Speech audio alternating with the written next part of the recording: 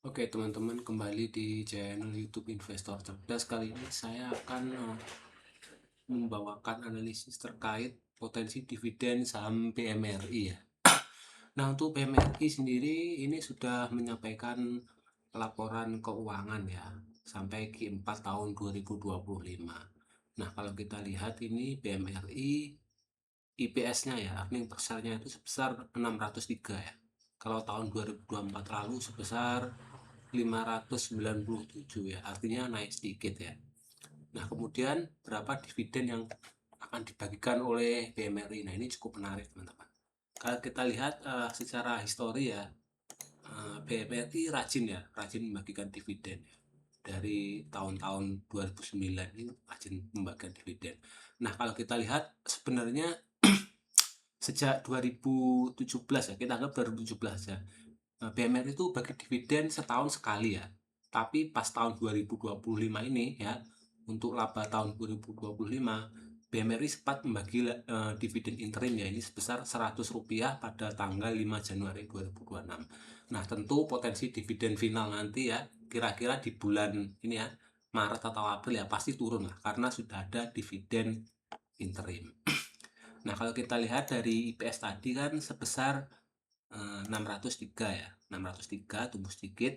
Nah, kalau kita lihat ini payout rasionya di angka sekitar 60-an% teman-teman. Nah, ini 2020 60%, 2021 60%, 2022, 2023 juga 60%. Tapi 2024 naik menjadi sebesar 78%.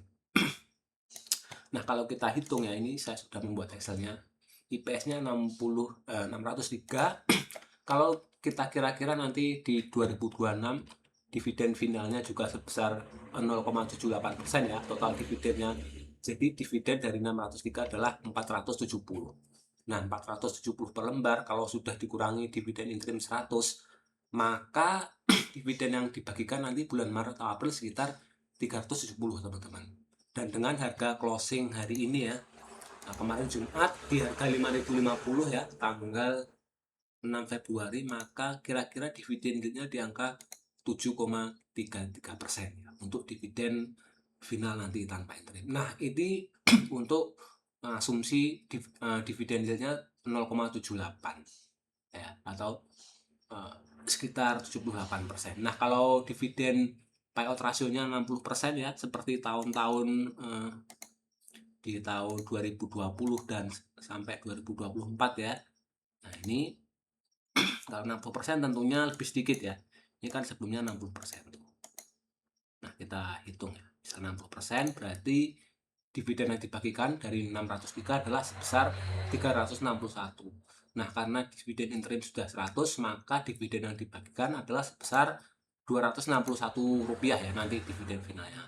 Dengan harga closing sekitar 5.050, maka potensi dividennya sebesar 5,18%. Nah, teman-teman gimana? Tertarik atau tidak mendapat dividen dari BMRI segitu? Ya, sekitar 7% atau 5% ya. Nah, sebenarnya banyak berita yang menarik lagi ya, karena BMRI ini juga katanya ada isu-isu akan diborong Danantara ya. Kita lihat Danantara di back saham BUMN. Nah, ini nih kan saham-saham BUMN alihkan. Nah, jadi ada kemungkinan ya, karena harganya turun ini Danantara serok juga ya teman-teman. Nah, kalau kita lihat dari pergerakan harga setahun terakhir ya, sebenarnya ini nggak kemana-mana ya, kita lihat ya BMRI ya. Kita lihat dari range resistnya di sini. Oke. Nah, ini dari ini Februari 2025 ya. Ini sekitar 5.500 sampai sekitar ini low-nya di 4.000 ya teman-teman.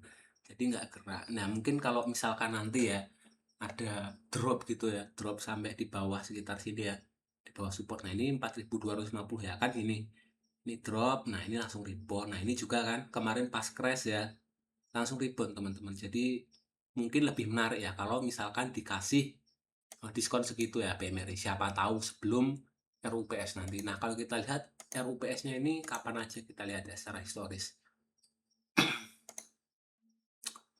RUPS, oh ya ini Maret ya teman-teman. Ini 25 Maret, 7 Maret, 14 Maret. Jadi mungkin RUPS-nya Maret. Sekarang Februari tanggal 8, sekitar sebulan lagi ya.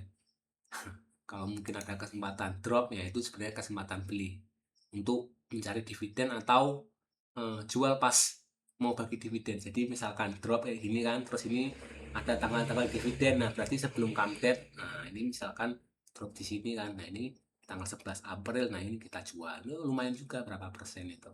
Kalau main di Big Bang ya, misal. Nah, ini sekitar 21%.